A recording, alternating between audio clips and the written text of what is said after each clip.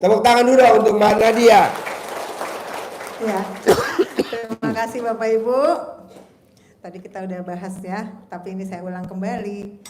Bapak Ibu tahu ini? Ada airnya. Airnya kita tambah yuk. Oh, kok kenapa nggak bisa?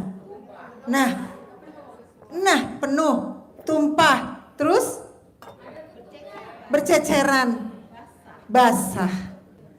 Jadi nggak bisa ditambah ya? Nah, kalau nggak bisa ditambah ini sama dengan permasalahan atau anugerah kita. Ya, nggak cukup Bu. Sama seperti tadi Pak Haji bilang. Gimana caranya naruh biar ini nggak jadi penuh?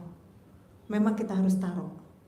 Taruh dulu Bapak Ibu. Gimana Mbak cara taruhnya? Saya masih aja mikir. Saya masih aja. Jadi kita harus tahu juga wawasannya. Kenapa Bapak Ibu harus naruh masalahnya Bapak Ibu tanpa memang harus dipaksa dikeluarkan. Seperti yang tadi saya bilang. Kita punya otak di sini, ada otak bawah sadar. Otak bawah sadar itu menerima semua signal apapun. Signal apa? Signal semua. Mau baik, mau buruk, mau baik, mau buruk, mau jelek, mau apa segala macam. Sehingga otak di bawah sadar kita bisa menerjemahkan yang paling banyak. Ketika Bapak Ibu masukin semua hal yang baik, jadi keluarnya. Kalau Bapak Ibu masukin hal yang buruk, keluarnya. Jadi milih yang mana? Yes. Milih yang baik itu bagaimana Mbak maksudnya? Tunggu dulu. Bapak dan Ibu, kalau berpikir kayak Mbak Nadia tadi agak lemot. Jadi ilmunya yang paling gampang Bu. Kalau alat kelamin ibu dimasukin sama alat kelamin laki-laki yang hitam gosong, anaknya kira-kira putih apa enggak? Hah? Gosong kan? Misalkan ibu nikah sama orang negro, kira-kira anaknya kayak orang Cina apa kayak orang negro?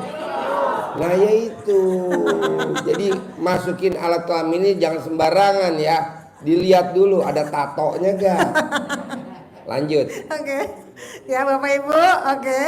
Nah sekarang Bapak Ibu, saya memang saat kemarin itu bilang ke Bapak Ibu semua bahwa saya itu mengeluarkan semua apa yang jadi saya punya masalah atau anugerah. Gimana cara ngeluarinnya?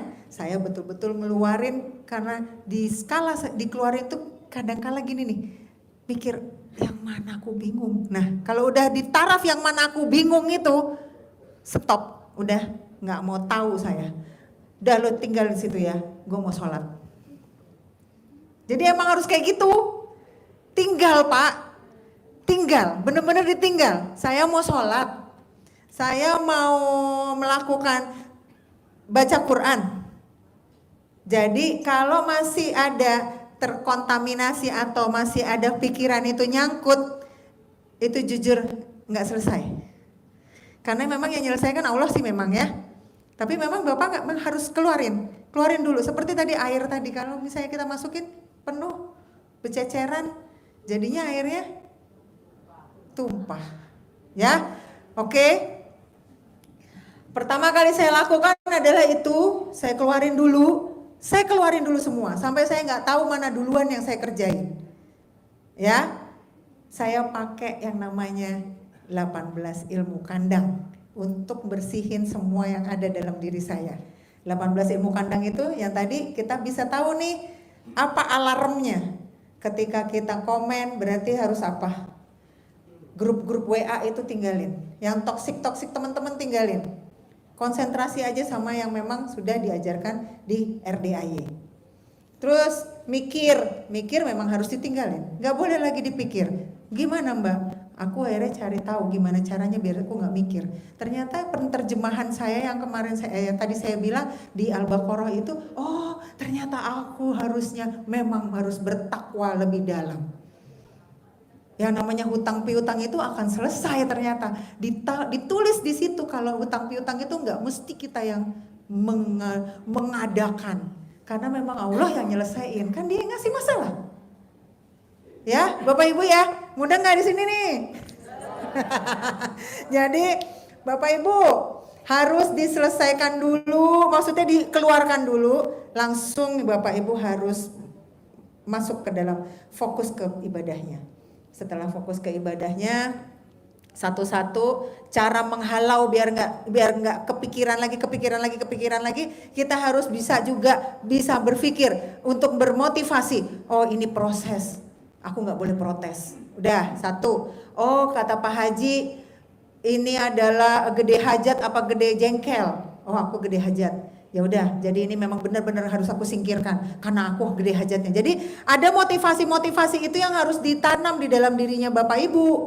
Kalau itu nggak ditanam, kan Pak Haji kan YouTube-nya banyak tuh. Gede jangkel apa gede ini? Gede kelamin tuh jadinya. Gede alat kelamin. Gede jengkel apa gede mikir gitu kan? Apa gede hajat gitu kan? Gede mikir apa gede hajat kan gitu terus kan? Nah, itu. Yang berikutnya adalah saya juga pakai dari suaranya anak-anak. Suaranya anak-anak itu saya kalau boleh kasih tips, rekam.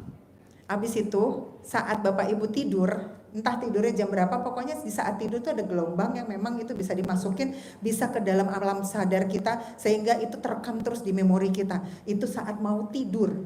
Jadi Bapak Ibu saat mau tidur dengerin, kalau lagi ijab itu direkam aja. Ya, dengerin di itunya sampai Ibu les ketiduran. Karena itu nanti yang akan brainwash itu opo ya. Mencuci otak kita. Mencuci otak kita biar otak kita itu bisa berpikir secara yang baik-baik aja. Sehingga kita punya motivasi yang lebih tinggi lagi. Oke, aku harus keluar dari urusan ini. Aku ke Allah, aku ibadah, gitu terus. Jadi yang namanya suaranya anak-anak itu dipakai, Bu, Pak. Kalau kemarin tuh saya pakai itu. Saat mau tidur saya taruh di sini. Bisa sayang, bisa sayang, bisa.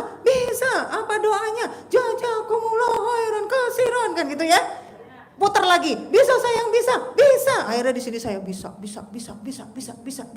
gitu terus. Jadi caranya yang paling gampang tuh itu, tapi saat mau tidur. Ya, saat mau tidur, kira-kira kita kepengen les tidur gitu, sambil mau nunggu jam 00, dengerin dulu itu. Sampai kita ketiduran. Dengerin aja terus itu. Oke, habis dari situ baru kita menuju ke ritual-ritual yang bukan sesat ya. Ritualnya yang benar-benar ritual yang harus kita pelajari itu adalah jam 00, mandi pandan, senyum. Nah, senyum itu juga jangan sampai luput Bapak Ibu. Senyum itu sampai sekarang saya selalu bicara bahwa senyum itu adalah menerima segala takdir. Jadi senyum itu harus ada terus.